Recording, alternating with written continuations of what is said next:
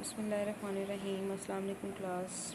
میں امید کرتی ہوں کہ آپ سب لوگ ٹھیک ہوں گے۔ آج ہمارا اسلامیات کا لیکچر نمبر 19 ہے، ہمارا سیکنڈ لاسٹ لیکچر ہے آج۔ جس موضوع کا آج ہم مطالعہ کریں گے وہ ہے اسلام اور سائنس اور مسلمان سائنسدانوں کے کارنامے۔ تو آج کے لیکچر میں ہم اسٹڈی کریں گے کہ کس طرح سے جو ہے اسلام اور سائنس آپس میں کنیکٹڈ ہیں اور مسلمان سائنسدانوں کے کیا کیا کارنامے رہے ہیں۔ جیسے کہ ہم سب لوگ جانتے ہیں کہ سائنس جو ہے ایک آرگنائزڈ علم کا نام ہے۔ یہ آبزرویشن اور ایکسپیریمنٹ سے ان کلیات کے اصول کا نام ہے جو کہ کائنات میں یکساں طور پر جاری اور ساری ہیں۔ دیکھیں بظاہر کیا معلوم ہوتا ہے کہ اسلام اور سائنس جو ہیں بظاہر دو حقیقتیں ہیں، مگر در حقیقت یہ ایک ہی چیز کے دو رخ ہیں۔ اور ہم یہ بات پورے اعتماد اور وثوق کے ساتھ کر سکتے ہیں کہ اسلامی تعلیمات کا خلاصہ یہ ہے کہ کائنات پر صرف ایک قوت جو ہے وہ حکمرانی کر رہی ہے، یعنی اللہ تعالیٰ، اور پوری کائنات جو ہے وہ ایک قوانین کے تحت چل رہی ہے۔ پوری کائنات میں جو کچھ بھی ہو رہا ہے، دن و رات کا آنا جانا، ستاروں کا آنا جانا، چاند کا نکلنا، سورج کا نکلنا، یہ ساری چیزیں کچھ قوانین کو فالو کر رہی ہیں، ٹھیک ہے۔ تو بیسیکلی نیچرل جو فینومیناز ہیں یا جو کچھ بھی کائنات میں ہو رہا ہے، ان سب کا مشاہدہ کرنا، ان کی آبزرویشن کرنی، ان کے اوپر ایکسپیریمنٹس کرنے کا نام سائنس ہے، ٹھیک ہے۔ تو یہ فطری قوانین کبھی چینج نہیں ہو سکتے، کبھی تبدیل نہیں ہو سکتے۔ تو نیچرل جو بھی فینومیناز ہوتے ہیں، ہم نے ان کو دیکھنا ہوتا ہے، ان کو مشاہدہ کرنا ہوتا ہے، اور اس کے بعد ہم کچھ ایکسپیریمنٹس کرتے ہیں۔ ایکسپیریمنٹس کرنے کے بعد جو کچھ بھی کلیات ہمیں حاصل ہوتے ہیں، ہم اسی کے بیس پہ کوئی نہ کوئی ایک نظریہ بنا لیتے ہیں۔ تو بیسیکلی یہ چیز کیا ہے، یہ ہے سائنس۔ تو سائنس اور اسلام جو ہیں آپس میں کنیکٹڈ ہیں، اور بظاہر دو حقیقتیں معلوم ہوتی ہیں لیکن در حقیقت ایک ہی چیز کے دو رخ ہیں۔ تو اللہ تعالیٰ نے بھی قرآن مجید میں بار بار مسلمانوں کو تاکید کی ہے، مشاہدے کی، آبزرویشن کی، غور و فکر کرنے کی۔ تو سب سے پہلے سورہ یونس میں اللہ تعالیٰ ارشاد فرماتے ہیں، 101 آیت نمبر ہے کہ مشاہدہ کرو کہ آسمان اور زمینوں میں کیا ہے۔ پھر ایک جگہ پر ارشاد فرماتے ہیں سورہ لقمان میں، کیا تم غور و فکر نہیں کرتے کہ اللہ نے جو کچھ آسمانوں میں ہے اور جو کچھ زمین میں ہے، اس کو تمہارے لیے مسخر کر رکھا ہے، ٹھیک ہے۔ اس کے بعد اللہ تعالیٰ ارشاد فرماتے ہیں کہ وہ ذات جس نے 7 آسمانوں کو ایک دوسرے کے اوپر پیدا کیا، تو خدائے رحمان کی تخلیق میں کوئی کمی نہیں دیکھو گے۔ مسلمانوں کو یہ تاکید کی جا رہی ہے کہ اپنی نظر دوڑا کے دیکھو، اگر کوئی کمی تو پھر تمہاری نظر واپس آ جائے گی۔ اس آیت کی تفسیر کچھ اس طرح سے ہے کہ تمہاری نظر پھر واپس آ جائے گی تمہیں، لیکن اللہ کی کاریگری میں کوئی کمی نظر نہیں آئے گی۔ سبحان اللہ۔ تو موجودہ دور میں اسلام اور سائنس کیا ہے کہ دور زوال میں کیا ہوتا تھا کہ مسلمان اسلام سے سائنس کو الگ مضمون نہیں سمجھتے تھے، مگر متضاد مضامین میں تصور کیا جاتا تھا، لیکن کیا کیا جاتا کہ الگ نہیں سمجھتے تھے، لیکن مطلب یہ اپوزٹ سمجھتے تھے۔ جبکہ ماضی پر نظر دوڑائی جائے تو یہ بات روشن کی طرح یہاں ہوتی ہے کہ مسلمان ہی تھے جنہوں نے سائنسی علوم کی بدولت تمام عالم کی قیادت کی، اور مسلمان علماء دین جیسے قرآن و حدیث، تفسیر کے ساتھ فلکیات، ریاضی اور اس طرح کے علم جو ہیں ان میں ماہر تھے۔ تو مسلمانوں کے علوم کی اساس شریعت اسلامیہ کے ماخذ قرآن و حدیث تھے، یعنی بیسک جو ہمارے شریعت کے دو بنیادی ماخذ ہیں، ایک قرآن ہے اور ایک حدیث ہے، ٹھیک ہے۔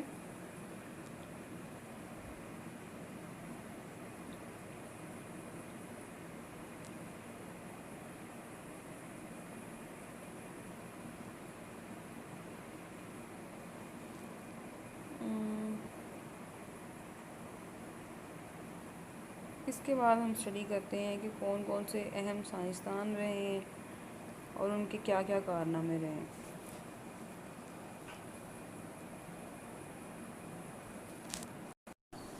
سب سے پہلے جو ہیں وہ ہیں ہمارے پاس، جن کے بارے میں ہم اسٹڈی کریں گے، وہ جابر بن حیان ہیں۔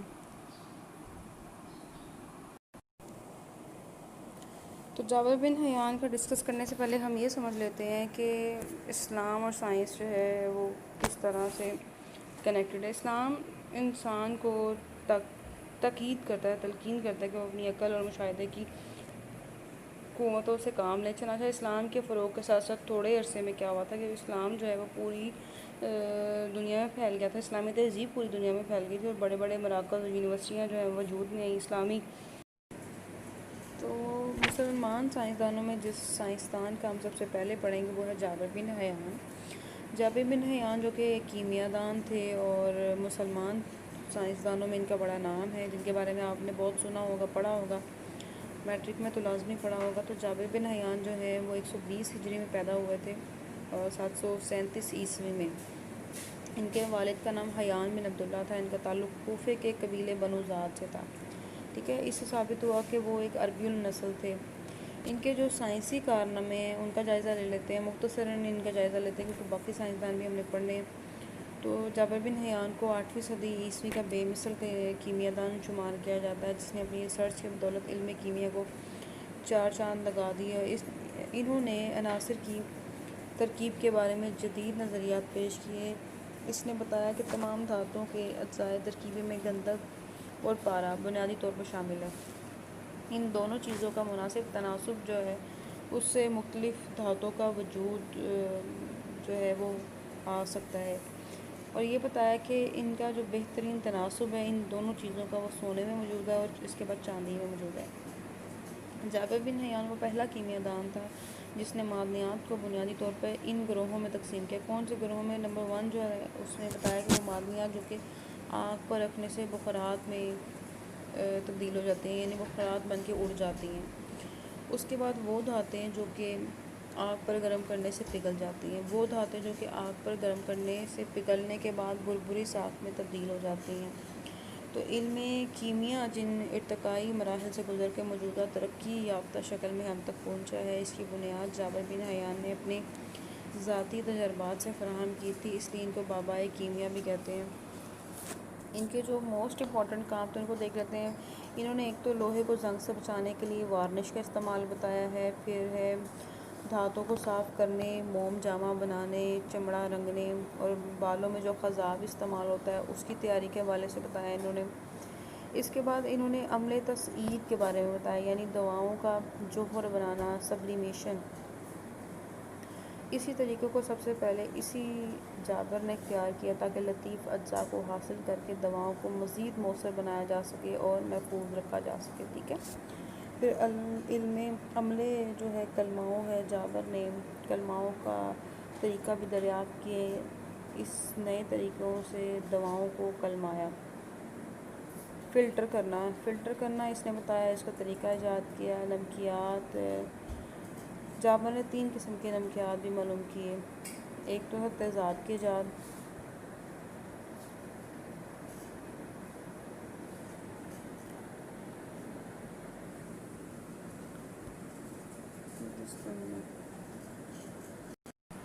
یہ کچھ کلیئر نظر نہیں آ رہا تھا، تو کشتہ بنانا۔ جابر بن حیان نے دھات کو بھسم کر کے کشتہ بنانے کا نازک طریقہ دریافت کیا۔ کسی دھات کو جڑی بوٹیوں کے ساتھ کس طرح آنچ دے کر بھسم کرتے ہیں اور اس میں صحیح اندازے اور تجربے کی ضرورت ہے۔ پھر ہے وزن بڑھانا۔ جابر نے معلوم کیا کہ دھات کا کشتہ بنانے میں سے ان کا وزن کچھ بڑھ جاتا ہے، یہ اس کی تحقیق تھی۔ پھر ہے لوہے پہ تجربات۔ جابر نے لوہے پر تجربات کیے اور بتایا کہ لوہے کو کس طرح دھات بنا کر فولاد بنایا جا سکتا ہے۔ لوہے کو زنگ سے بچانے کے لیے وارنش کا استعمال بتایا تھا۔ موم جامہ کیا ہے؟ اس نے موم جامہ ایسا کپڑا جس پر پانی کا اثر نہ ہو بنایا کہ پانی یا رطوبت سے چیزوں کو خراب ہونے سے بچایا جا سکے۔ چمڑا رنگنا، جابر نے چمڑا رنگنا جو ہے اس کا طریقہ بتایا۔ خضاب کا نسخہ، اس نے بالوں کو کالا کرنے کے لیے خضاب کا نسخہ تیار کیا۔ یہ کچھ اس کے اہم کام تھے جابر بن حیان کے۔ آگے جو ہمارے نیکسٹ سائنسدان ہیں وہ ابو القاسم ہیں۔ ابو القاسم جو ہے ان کا پورا جو نام ہے ابو القاسم خلف بن العباس ہے، اور ان کی جو ولادت ہے وہ 937 عیسوی میں ہوئی تھی، زہرہ کے مقام پر ہوئی تھی۔ یہ کرتبہ شہر کے پڑوس میں واقع ہے۔ ان کی جو وجہ شہرت یہ تھی کہ انہوں نے جراحت میں دور حائل میں رکاوٹوں کو کامیابی سے دور کیا تھا، تو دنیا کے یہ پہلے سرجن ہیں۔ کہ انہیں دنیا کا پہلا سرجن تسلیم کیا جاتا ہے۔ انہوں نے محنت اور کاوش اور لگن کی بدولت عرصہ اور قلیل میں جراحت میں مقام حاصل کیا تھا اور مسلمان سائنسدانوں میں بڑے مشہور ہو گئے تھے۔ انہوں نے ان کے جو بیسیکلی جو کارنامے ہیں، ایک تو علاج انہوں نے انٹروڈیوس کروائے تھے کہ علاج بذریعہ دوا اور ایک علاج بذریعہ آپریشن۔ سب سے پہلے علاج بذریعہ دوا میں انہوں نے کچھ تجربات کیے جس کے ذریعے وہ بغیر آپریشن مریضوں کا علاج کرتے تھے، اور ہر ممکن کوشش ہوتی تھی کہ وہ مریض جو کسی مرض میں مبتلا ہیں وہ کسی آپریشن کے بغیر ٹھیک ہو جائیں، تو مریض ہر قسم کی پریشانی اور تکلیف سے نجات حاصل کریں۔ اگر مرض شدید ہوتا تھا تو وہ پھر آپریشن یا سرجری کو ریکمینڈ کرتے تھے۔ علاج بذریعہ آپریشن، تو علاج یا سرجری کے ذریعے علاج کا دوسرا جو طریقہ کار تھا وہ متعارف کروایا تھا کہ سرجری ایک طریقہ ہے جس کے ذریعے کیا ہوتا ہے کہ جس طرح مختلف سرجریز ہوتی ہیں، جس طرح سے سر سے لے کر پاؤں تک کے امراض کی اس نے نشاندہی کی، مثلا حلق میں کسی قسم کے ٹونسلز پیدا ہونا، آنکھوں میں موتیاں اترنا یا آنکھ کے مرض کی وجہ سے بند ہونا، پھوڑے پھنسی وغیرہ کا علاج، تو یہ اس کے کام تھے ابوالقاسم کے۔ جدید آلات کا استعمال، اس نے جدید آلات کا استعمال کیا آپریشن یا سرجری کرنے کے لیے۔ بہت سے آلات اس نے وضع کیے، یہ آلات مختلف مواقع پر استعمال کیے جاتے ہیں۔ اس ماہر سرجن نے ہر مرض کے لیے جو سر سے لے کر پاؤں تک لاحق ہو سکتی ہے مختلف مواقع کے لحاظ سے مختلف آلات بنائے۔ اس عظیم سرجن کی جانب سے ایجاد کیے جانے والے آلات کی تعداد تقریباً 100 سے زیادہ ہے۔ ٹھیک ہے، کچھ بیسک پوائنٹس میں نے ہائی لائٹ بھی کیے ہوئے ہیں تاکہ اگر مختصر سوال اس سے ریلیٹڈ اس سے ریلیونٹ پوچھے تو آپ اس کا جواب دے سکو۔ پاکستان ہے وہ ابن الحشیم ہے جو کہ 345 ہجری میں پیدا ہوئے، 965 عیسوی میں کوفہ میں پیدا ہوئے تھے۔ ان کے حالات زندگی کو اگر ہم دیکھیں تو انہوں نے بصرہ کے اندر انہوں نے پرورش پائی تھی، انہوں نے یہاں پہ ہی تعلیم حاصل کی۔ انہوں نے کیسے تعلیم حاصل کی، ان کے اساتذہ کون تھے، ان کے بارے میں پراپر انفارمیشن نہیں ملتی، لیکن اس چیز کے حوالے سے انفارمیشن ملتی ہے کہ انہوں نے علم ریاضی اور علم طبیعت اور طب میں انہوں نے مہارت نامہ حاصل کیا تھا۔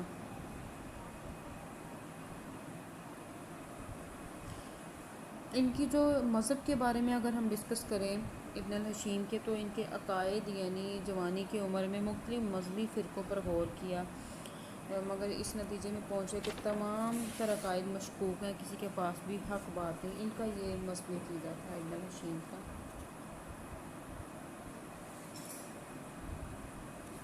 اس کے بعد جو ان کے اہم سائنسی کارنامے ان کا جائزہ لیتے ہیں۔ انہوں نے جن جن چیزوں پہ کام کیا اس میں روشنی کیا ہے، روشنی کی ماہیت کیا ہے، نور افشاں جسم اور بے نور جسم میں کیا فرق ہے، روشنی کی شعاع کی تعریف کیا ہے، روشنی جن اشیاء پہ پڑتی ہے ایسی اشیاء کی کتنی قسمیں ہیں، آنکھ کے کون کون سے حصے ہیں، ہر حصے کا وظیفہ کیا ہے، نور کی خصوصیات کیا ہے۔ تو روشنی سے متعلق جو ان کا نظریہ تھا، انہوں نے ابن الحشیم نے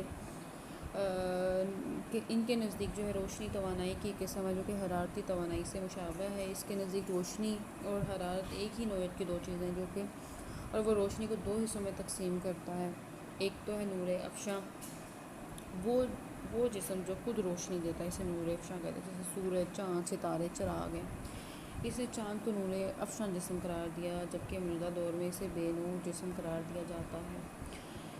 جن اشیاء پر روشنی پڑتی ہے انہیں تین حصوں میں تقسیم کیا ہے: شفاف، نیم شفاف اور غیر شفاف۔ شفاف جو چیزیں ہیں نا، ان میں جو چیزیں آ جاتی ہیں شفاف وہ چیزیں جس میں سے روشنی گزر جائے، مثلا ہوا، پانی اور شیشہ۔ نیم شفاف وہ چیزیں جس میں سے روشنی گزر جائے اور کچھ رک جائے، مثلا باریک کپڑا وغیرہ۔ غیر شفاف چیزیں وہ شے ہے جس سے روشنی بالکل نہ گزر سکے اور دوسری طرف کا کوئی جسم اس سے بالکل نہ دیکھ سکے۔ ٹھیک ہے، تو ابن الحشیم کے نزدیک روشنی کی شعاع روشنی کا ایک راستہ ہے جو کہ خط کی صورت میں ہوتا ہے۔ اس کا کہنا ہے کہ روشنی کی شعاع ایک واسطے میں ہمیشہ خط مستقیم پر چلتی ہے، یعنی اسٹریٹ، بالکل سیدھی۔ قدیم سائنسدانوں کے نزدیک جب کسی اندھیرے کمرے میں چراغ روشن کیا جاتا ہے تو آنکھ میں سے نظر کی کرنیں نکلتی ہیں، یہ کرنیں جس شے پر پڑتی ہیں وہ شے آنکھ کو نظر آنے لگتی ہے۔ ابن الحشیم نے اس نظریے کو غلط قرار دیا اور کہا کہ روشنی کی موجودگی میں آنکھ سے کسی قسم کی نظر کی کرنیں باہر نہیں نکلتی اور نہ ہی ایسی کرنوں کا وجود ہے۔ اس کا نظریہ یہ ہے کہ جب روشنی کسی جسم پر پڑتی ہے تو روشنی کی کچھ شعاعیں اس جسم کی کچھ مختلف سطحوں سے پلٹ کر فضا میں پھیل جاتی ہیں اور ان میں سے بعض شعاعیں دیکھنے والوں کی آنکھ میں داخل ہو جاتی ہیں، جس کے باعث وہ شے آنکھ کو نظر آنے لگتی ہے۔ ابن الحشیم نے جو ہے روشنی کے حوالے سے 2 قوانین بھی پیش کیے تھے۔ اس کے بعد انہوں نے آنکھ سے متعلق نظریات پیش کیے تھے۔ انہوں نے اپنی کتاب المناظر میں آنکھ اور اس کی بناوٹ پر تفصیلی روشنی ڈالی تھی۔ یہ سوال مختصر آپ سے پوچھ سکتے ہیں کہ کون سے مسلم سائنسدان تھے؟ جی یہ اس طرح کے سوال آپ سے پوچھے جا سکتے ہیں، کون سے مسلم سائنسدان تھے کہ جن کے یہ نظریات ہیں، کنہوں نے آنکھ کے حوالے سے، روشنی کے حوالے سے نظریات پیش کیے۔ ان کا کہنا تھا کہ آنکھ چہرے پر بصارت کا آلہ ہے جس کی مدد سے خارجی چیزیں انسان کو نظر آتی ہیں، جو بیرونی انوائرمنٹ میں موجود ہوتی ہیں۔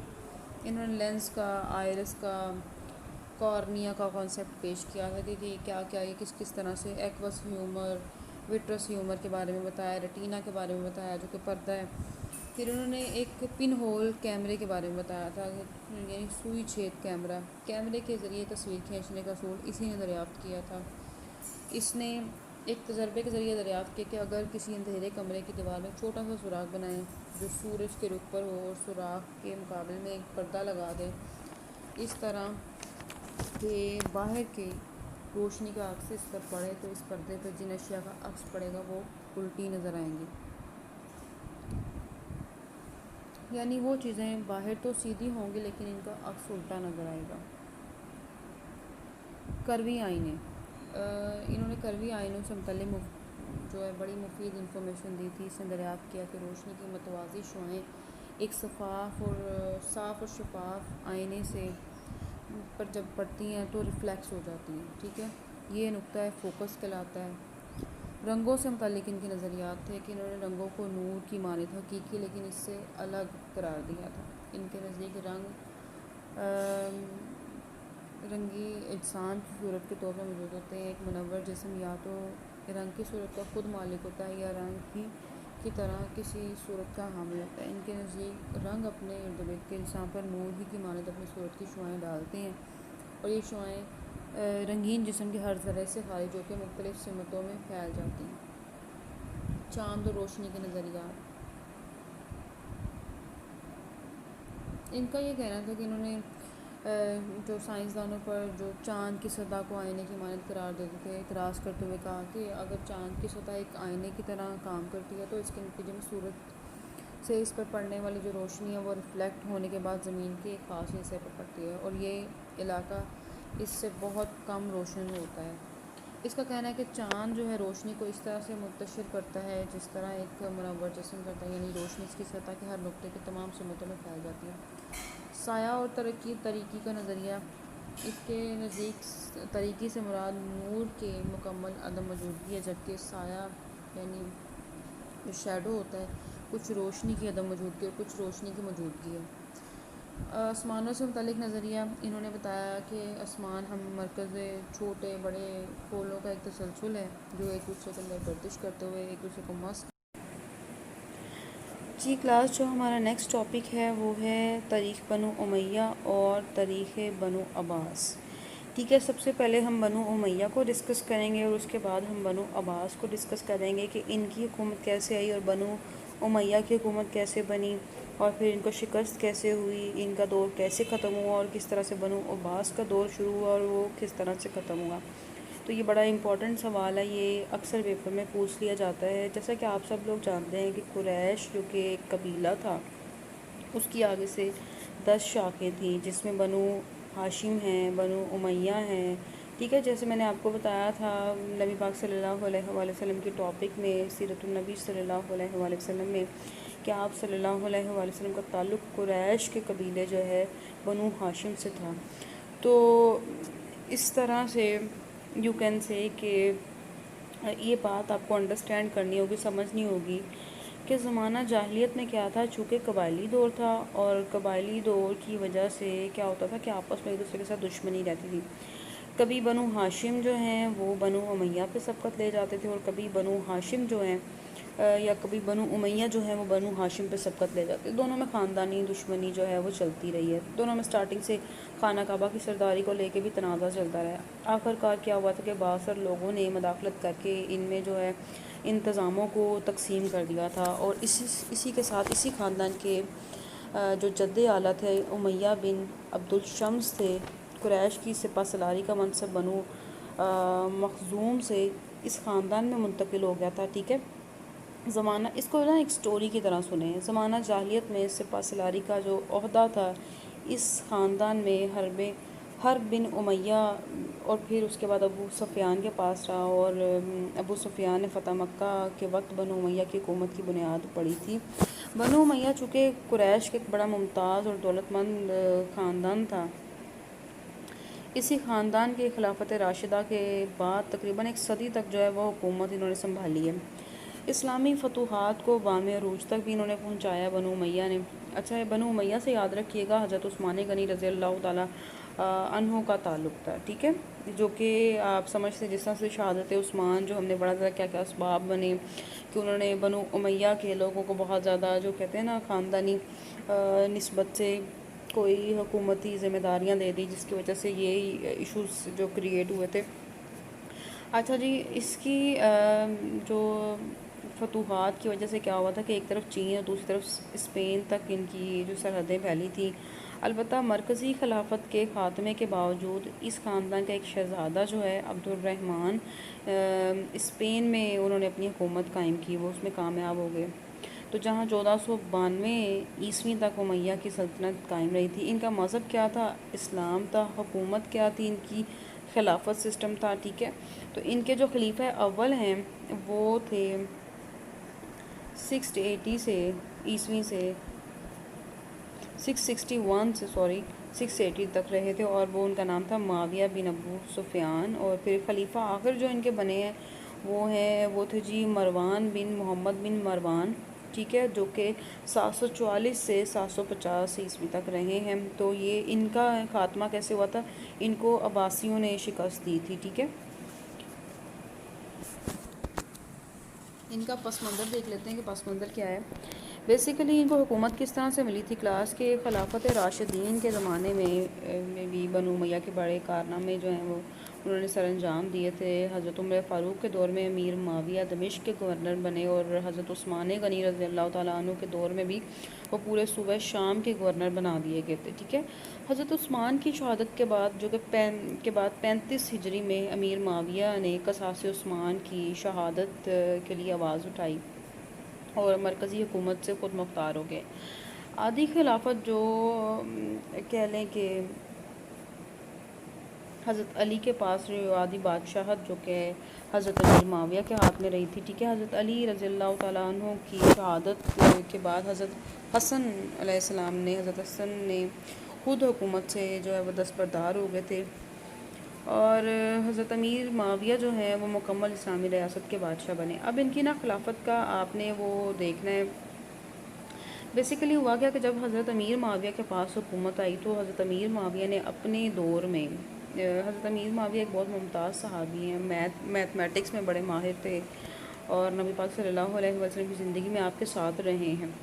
لیکن کیا ہوا کہ انہوں نے جب ان کے پاس حکومت آئی، جب حضرت حسن رضی اللہ تعالیٰ عنہ نے انکار کر دیا تھا تو ان کے پاس حکومت آ گئی. انہوں نے کیا کیا کہ اپنی زندگی میں اپنے بیٹے یزید کو جانشین مقرر کر دیا. تو خلافت راشدہ کے زمانے میں خلیفہ کے انتخاب جو ہے وہ مشورے سے کیا جاتا تھا. جیسے ہم نے وہ سارا اس میں خلافت راشدہ میں پڑھا ہے کہ ایک بیعت خاص ہوتی تھی اور ایک بیعت عام ہوتی تھی، کہ سارے لوگوں کا بھی مشورہ ہے، اور بیعت خاص جو کہ جہاں پہ جو کہ ممتاز صحابی ہوتی تھی جن سے مشورے کر کے پھر بیعت لی جاتی تھی. جیسے حضرت عثمان کی بیعت کس نے کی؟ سب سے پہلے حضرت علی نے کی. اس طرح کی چیزیں اس کے بعد عام لوگوں نے بیعت کی. تو لیکن انہوں نے کیا کیا کہ اپنے دور میں جو ہے ڈائریکٹلی یزید کو ولی عہد مقرر کر دیا. تو یہ ہسٹری شو کرتی ہے کہ کسی خلیفہ نے بھی اپنے بیٹے کو خلیفہ نہیں بنایا تھا. ٹھیک ہے. ایک تو یہ چیز ہوگی، اور دوسرا انہوں نے اپنی زندگی میں بغیر مشورے کے یزید کو جانشین مقرر کر دیا تھا. تو اس میں شک نہیں ہے کہ حضرت امیر معاویہ اور جو ہے اچھا، اس میں شک نہیں ہے کہ حضرت امیر معاویہ نے مشورہ کیا تھا اور بیعت لی تھی حج کے موقع پر ہزاروں لوگوں سے، لیکن یہ بات ہمیں یاد رکھنی پڑے گی کہ وہ جو بیعت لی گئی تھی یزید کی فیور میں، ٹھیک ہے، بیعت یعنی ایکسیپٹ کر لینا کہ آپ ایکسیپٹ کریں، آپ ہاں کرتے ہیں یا نہیں کرتے، تو وہ ہمیں یاد رکھنا ہوگا کہ صرف یہ دباؤ کے تحت لی گئی تھی۔ حالانکہ حضرت امام حسن علیہ السلام نے یہ ایگریمنٹ ہوا تھا، معاہدہ ہوا تھا کہ یزید کو خلیفہ نہیں بنایا جائے گا، یزید کی جانشینی قبول نہیں کی جائے گی۔ یزید کے خلاف جو ہے وہ 5 ممتاز صحابی جو ہیں انہوں نے ان کی مخالفت کی تھی۔ حضرت تحسین ہیں، حضرت عبداللہ ہیں، حضرت عبداللہ بن عباس ہیں، حضرت عبداللہ بن زبیر ہیں، حضرت عبد الرحمن بن ابو بکر ہیں۔ لیکن اس کے باوجود جو ہے جو امیر معاویہ نے کیا کیا تھا کہ تاریخ میں ایک سیاسی بدت کی بنیاد ڈالی تھی۔ یزید جو ہے ایک بد اخلاق اور اخلاقیات کے حوالے سے بہت سے لوگوں کو شکایات تھی اس سے، یعنی ہر وقت عیش و عشرت میں پڑے رہنا، اور کوئی کہہ لیں کوئی ایسی خصوصیت اس میں موجود نہیں تھی کہ یہ مسلمانوں کا خلیفہ بنے۔ اسی کے دور میں جس میں بہت افسوسناک ترین واقعہ ہوا تھا، جس کو ہم ثانیہ کربلا کہتے ہیں، جس میں نواسہ رسول حضرت امام حسین علیہ السلام جو ہیں اپنے اہل خانہ سمیت جو ہے شہید کر دیے گئے تھے، اور یہ اسلامک ہسٹری کا ایک دردناک واقعہ ہے کہ نواسہ رسول صلی اللہ علیہ وآلہ وسلم کو اس طرح سے شہید کیا گیا۔ تو اس کے بعد نواسہ رسول صلی اللہ علیہ وآلہ وسلم کی شہادت کے بعد حجاز میں شدید رد عمل ہوا تھا۔ وہاں کے لوگوں نے کس کے ہاتھوں بیعت کر لی، انہوں نے فوراً انکار کیا، اور عبداللہ بن زبیر کے ہاتھوں، ٹھیک ہے، عبداللہ بن زبیر کے ہاتھوں انہوں نے بیعت کی، اور اس کے بعد واقعہ ہرا پیش آیا۔ ہرا جو واقعہ ہے نا، یہ ثانیہ کربلا کے بعد پیش آیا ہے۔ یہ بھی سوال آ سکتا ہے، آپ کو یہ مختصر سوال پوچھ سکتے ہیں کہ واقعہ ہرا کیوں پیش آیا، اس کی وجوہات کیا تھی۔ اس میں کیا تھا کہ جو بنو امیہ کی جو حکومت تھی، ان کے جو فوجی تھے، انہوں نے مدینے پہ حملہ کیا تھا اور لوٹ مار مچائی، قتل عام کیا۔ اس کے بعد جب انہوں نے مکے کا رخ کیا تو یزید کا انتقال ہو گیا اور فوج جو ہے دمشق واپس آ گئی۔ اس کے بعد کیا ہوا تھا کہ پوری کی پوری یزید کی موت، کیونکہ یزید کی موت کے بعد اس کے بیٹے نے تخت لینے سے انکار کر دیا تھا، میں نے نہیں لینا یہ تخت، کیونکہ یہ نواسہ رسول صلی اللہ علیہ وسلم کے خون سے رنگا ہوا ہے، میں نے نہیں لینا، اس نے صاف انکار کر دیا۔ اس کے بعد پوری اسلامی حکومت جو ہے عبداللہ بن زبیر کے ہاتھوں آ گئی، ان کے انڈر آ گئی۔ لیکن اس کے باوجود اس کے بعد عبداللہ بن زبیر اور بنو امیہ کے جو حامی تھے، ان کے درمیان سخت جنگ ہوئی، اور جس میں کون کامیاب ہو گئے؟ بنو امیہ، اور یہاں سے ان کی جو اسی کشمکش میں جو ہے حکومت کس کو مل گئی؟ عبد الملک کو، ٹھیک ہے، یہاں سے بنو امیہ کی خلافت کا پراپرلی آغاز ہوا تھا۔ سٹارٹنگ جو ہے ان کا معاویہ بن ابو سفیان ہے، جو کہ 661 سے 680 تک ہے، پھر اس کے بعد یزید بن معاویہ ہے، پھر معاویہ بن یزید ہے، پھر عبد الملک بن مروان ہے، پھر ولید بن عبد الملک ہیں، پھر سفیان بن عبد الملک ہیں، اس کے بعد عمر بن عبدالعزیز ہیں، جو کہ 717 سے 720 ان کا بڑا ہسٹری میں نام ہے۔ پھر اس کے بعد یزید بن عبد الملک ہیں، پھر شام بن عبد الملک ہیں، پھر ولید بن یزید ہیں، پھر یزید بن ولید ہیں، ابراہیم بن ولید ہے، مروان بن حاکم، جو کہ مروان بن محمد بن مروان، جو کہ لاسٹ اس بنو امیہ کے بادشاہ رہے ہیں۔ اس کے بعد ہم چلتے ہیں بنو عباس کی طرف۔ اچھا جی، ہوا کیا تھا کہ خلافت راشدہ کے خاتمے کے بعد عربوں کی قائم کردہ 2 عظیم ترین سلطنتوں میں سے دوسری سلطنت جو ہے خلافت عباسیہ، پہلے تھی خلافت بنو امیہ، اب ہے خلافت عباسیہ۔ خلافت عباسیہ کے 2 یعنی بھائیوں الصفا اور ابو جعفر المنصور جو ہیں، ابو جعفر المنصور نے خلافت قائم کی، جس کا قیام 750 عیسوی میں یعنی 132 ہجری میں عمل میں آیا ہے، اور 1258 عیسوی میں اس کا خاتمہ ہو گیا تھا۔ یہ خلافت ایک تحریک کے ذریعے قائم ہوئی جو امیہ کے خلاف تھی۔ تحریک نے ایک عرصے تک اپنے مقاصد کے حصول کے لیے جدوجہد کی، اور بالآخر جو ہے بنو امیہ کو شکست دینے کے بعد جو ہے اقتدار میں آ گئے۔ بنو عباسی جو ہے نا، عباسیوں کی حکومت بھی بنو امیہ کی طرح جو ہے شخصی اور موروثی تھی، اور ولی عہدی کا بھی وہی طریقہ کار تھا جو بنو امیہ نے اختیار کیا ہوا تھا۔ خاندان عباسیہ جو ہے دارالحکومت دمشق سے بغداد تک منتقل ہو گئی، اور صدیوں تک جو ہے وہیں پہ ان کا عروج رہا ہے۔ تو زوال کے آغاز کے بعد جو مملکت ہے کئی حصوں میں ڈیوائیڈ ہو گئی، جس میں ایران میں مقامی عمرہ نے اقتدار حاصل کر لیا تھا۔ عباسیوں کی حکومت کا خاتمہ 1258 میں منگول فاتح ہلاکو خان کے حملے کے ذریعے ہوا تھا۔ تاہم خلیفہ کی حیثیت سے ان کی حیثیت بھی برقرار رہی تھی، اور مملوک سلطان ملک جو ہے انہوں نے کیا کیا تھا، خاندان عباسیہ کے ایک شہزادے ابوالقاسم احمد کے ہاتھ پر بیعت کرتے ہوئے ان کے نام کا خطبہ اور سکہ جاری کیا تھا۔ اب ان کے نا ذرا پس منظر کو دیکھ لیتے ہیں تاکہ آپ کو زیادہ بیٹر انڈرسٹینڈنگ ہو جائے۔ خاندان بنو امیہ کی حکومت کے دور زوال میں سلطنت جس جگہ شور نہیں، یعنی خاندان بنو امیہ کے دور زوال میں کیا ہوا تھا کہ بغاوتیں شروع ہو گئی، جس میں سب سے خطرناک جو تحریک تھی وہ بنی ہاشم تحریک تھی۔ بنی ہاشم جو کہ اسی خاندان سے تھے جس میں سے رسول اللہ صلی اللہ علیہ وآلہ وسلم تھے، تو ان لوگوں نے کیا کہ سب سے زیادہ ان کا یہ کانسیپٹ تھا، اس تحریک کا یہ ایجنڈا تھا کہ جو خلافت کے سب سے زیادہ حقدار ہیں وہ بنو امیہ کے بجائے بنو ہاشم ہیں۔ تو بنو ہاشم جو ہیں وہ بھی آگے سے دو حصوں میں ڈیوائیڈ ہو گئے تھے، دو گروہ ان کے بن گئے تھے۔ ایک تو تھے جو کہ کہتے تھے حضرت علی کو ہونا چاہیے، اور حضرت علی کی اولاد کا حق ہے خلافت، جن کو شیعان علی کا طرفدار کہا جاتا تھا، اور ایک جو ہے وہ عباسی بن گئے تھے، عباسی گروہ۔ ان کا یہ ماننا تھا کہ چونکہ میں نے بھی آپ کو بتایا بنی ہاشم کی جو تحریک ہے اس کے دو گروہ بن گئے تھے، ایک چاہ رہے تھے کہ حضرت علی رضی اللہ تعالیٰ عنہ کی اولاد جو ہے وہ آگے آئے، اور ایک چاہ رہے تھے جو کہ حضرت محمد صلی اللہ علیہ وسلم کے جو چچا ہیں حضرت عباس رضی اللہ تعالیٰ عنہ، ان کی اولاد کو یہ خلافت مل جائے۔ تو پہلے سٹارٹنگ میں ان دونوں گروہوں نے مل کر کام کیا بنو امیہ کے خلاف، اور بعد میں کیا ہوا کہ بنو عباس جو ہے وہ غالب آ گئے۔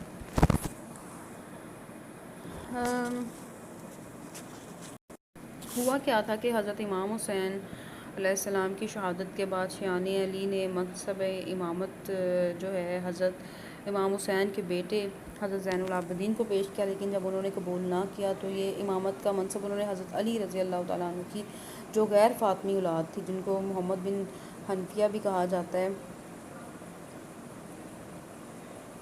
اس طرح سے یہ امامت کا منصب جو ہے اہل بیت سے علوی شاخ یعنی حضرت علی رضی اللہ تعالیٰ عنہ کی شاخ تک منتقل ہو گیا تھا۔ اس کے بعد بنو جو ہے حنفیہ کے بعد ان کے صاحبزادے ابو ہاشم اس کے جانشین بنے۔ ایران میں ان کی دعوت خفیہ انداز میں پھیلتی رہی۔ 100 ہجری میں ابو ہاشم نے شام میں وفات پائی۔ اس وقت ان کے خاندان میں کوئی شخص ان کے پاس نہیں تھا۔ مشہور صحابی عبداللہ بن عباس رضی اللہ تعالیٰ عنہ کے پوتے عبداللہ بن عباس ان کے پاس تھے، اس لیے ابو ہاشم نے ان کو جانشین مقرر کیا، اس طرح سے منصب ان کے حوالے کر دیا، اس طرح سے امامت پھر علویوں سے عباسیوں میں منتقل ہو گئی، اس طرح سے یہ سٹارٹ ہوا ہے۔ بنو ہاشم کی یہ دعوت عمر بن عبدالعزیز سے شام تک خفیہ رہی، عراق اور خراسان کے بڑے حصے میں پھیل گئی۔ 126 ہجری میں محمد بن علی کا انتقال ہو گیا، اور ان کے بڑے بیٹے ابراہیم بن محمد ان کے جانشین ہوئے۔ ان کا مرکز شام میں تھا، تو ان کے دور میں تحریک نے بہت یعنی زور پکڑ لیا، اور مشہور ایرانی جو ہیں ابو مسلم خراسانی اس زمانے میں عباسیوں کے ساتھ ہو گئے، جو عباسیوں کی تحریک تھی ان کے ساتھ ہو گئے، ان کے ساتھ مل گئے۔ تو انہوں نے ابو مسلم خراسانی نے ایک طرف کیا کیا، عربوں کو عربوں کے ساتھ لڑایا، اور دوسری طرف ایرانیوں کو عربوں کے خلاف ابھارا۔ عربی اور ایرانی ہمیشہ سے ایک دوسرے کے جو ہیں وہ خلاف رہے تھے، نفرت کرتے تھے، اور جب ایران پر عرب کا قبضہ ہوا تو خلفائے راشدین نے کیا کیا تھا، منصفانہ حکومت قائم کرتے ہوئے ایکول رائٹس ڈسٹریبیوٹ کیے تھے۔ لیکن بنو امیہ کی حکومت میں کیا ہوا تھا کہ جو وہاں کے حکمران تھے وہ خلفائے راشدین کے اصولوں پر نہیں چلے، اس وجہ سے ایرانی جو ہیں وہ ان کے خلاف ہو گئے تھے۔ تو اسی